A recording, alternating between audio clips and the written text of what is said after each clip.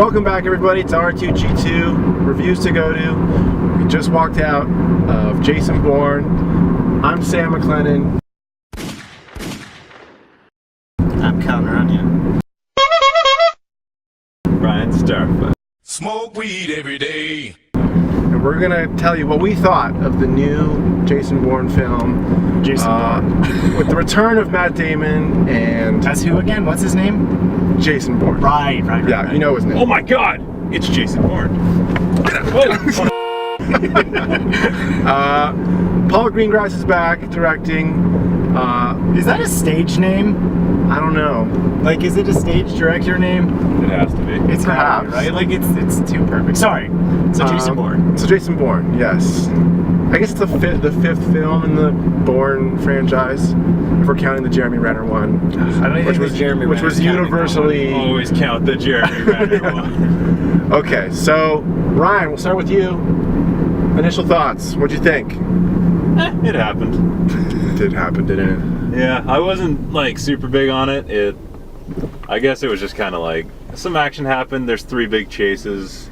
Overall, it's just them like looking for him and always being like, "Oh my God, what's he up to this time?" Which they cut now from he's the walking. movie. Yeah, Which is, why they did cut they the cut- "Oh my God, it's Jason Bourne." It's so underplayed. I know. Yeah, and then it just kind of like stuff happens. The bad guy doesn't talk at all. Tommy Lee Jones is like half the bad guy, Well- and then at the end he's the full bad guy. His French accent is pretty severe. French accent. The bad Ooh, guy. that's a guess. Oh, I thought you were Yeah. talking about Tommy Lee Jones. Yes, Tommy Lee Jones' French accent. Yeah, so I mean, I wasn't overly impressed either. It's certainly not as good as the original 3. Yeah, I think that's the most disappointing part. Is like, this is, I think we can all agree by any standard is better than Bourne Legacy. Yeah, I Like, guess just to have Matt Damon. Yeah, really, that's true, and have Paul Greengrass back.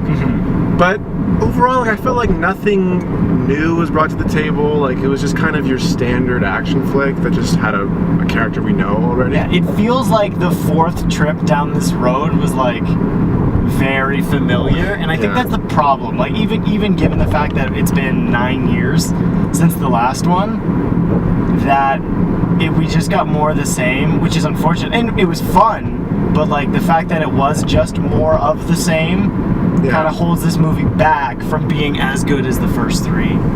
No, I agree. Is there anything that we loved about this film? Matt Damon.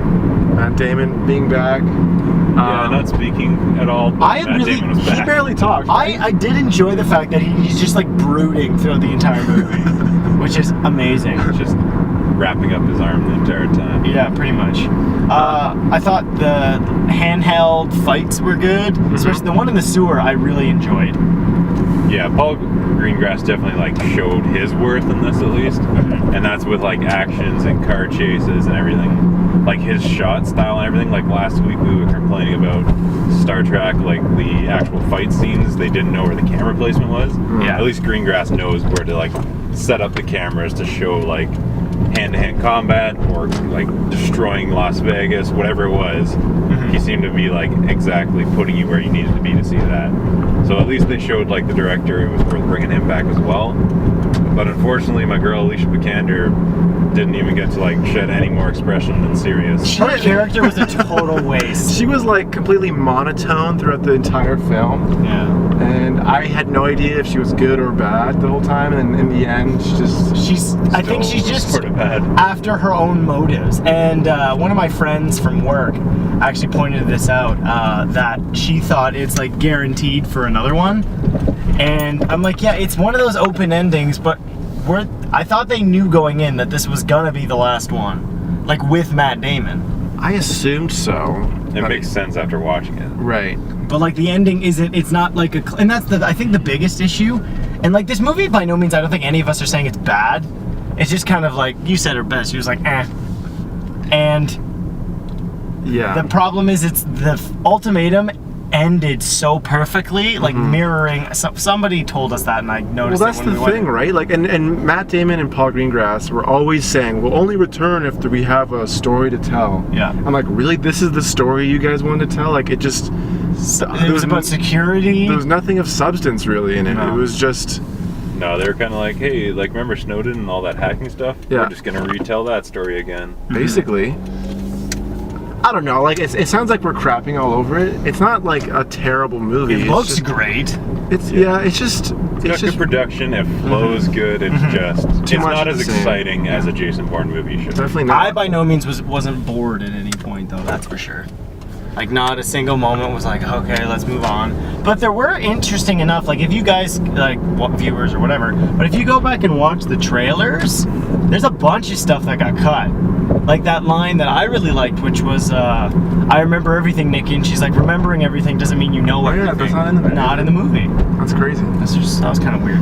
Yeah, I don't know. The whole movie, they're pretty much just on the cell phones, just asking where everyone else is. Like, Yeah. that's the entire movie. That's the movie. Where is he? Oh, he's here. Where is he?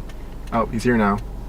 And that was Jason Bourne. So where would you guys sit it? I'd sit it at like, I'd say like watch it if you're watching the marathon, but like you don't need to go rushing out of your house to go see it in theaters. It doesn't really bring anything that you need the theater experience to see. But you can watch it at home. It's one of those ones that like, if you're gonna Netflix and chill, it's a good one to throw on with like an action freak. that'd be the part to chill at. Yeah, that's the part you chill with. Yeah, I think I would give it a. Oh man, sorry, out of 10? Yeah, out of 10. Just do whatever you want. Out of 7? Out of 2. I give it 0.75. Okay, out of 11, I would give it a 5.5. To be Out honest of with you. 11. I'm just kidding. Out of 10, but still 5.5. I wasn't really that impressed with it. It wouldn't be something that I would watch again. Over and over again? No. That's too bad. Yeah. And this was my most anticipated movie of the year. So, that was a little frustrating. I think it pretty much sums up 2016 into this point. Like, we've had a few great ones, but since then, a lot of farts. Everybody would be like, so how was the 2016 year? Like, it must have been so great. It was alright. Yeah, just a wet fart of a year. All right. Well, definitely watch the first 3, and then you can probably skip the next 2. Honestly, ironically though, the novel in the line of books would have been The Bourne Betrayal, which actually would have fit perfectly with the story they told. Which is kind of funny to think about. Well, study up, Matt Damon. Yeah. Those books are really good. Go read though. those books. Yeah, Go read the books. The sequels by Eric Van Lustenbader, they're pretty good. Yeah. Anyways, that'll wrap it up. Maybe watch this movie, maybe don't. It's up to you. If all this like semi-negativity is what you're about, then go check it out for sure. And if you want to hear an extended version of our thoughts on this film or anything else really, we talk about pretty much everything, you can check out the Galaxy Quest podcast. And it's on, what is it on? Podcast Garden and Facebook. Podcast Garden. And iTunes. And iTunes. And MySpace. And Tinder. No, we're not on Tinder. Did you hear Zac Efron was on Tinder? Oh, good. And apparently nobody thought it was him. Yeah, I can see it. Anyways, check out a review for Suicide Squad. Ooh. Coming up probably in the next couple days, it'll be up there. You can see our thoughts on that. But yeah, just give us the old subscribe, give us the thumbs up down below.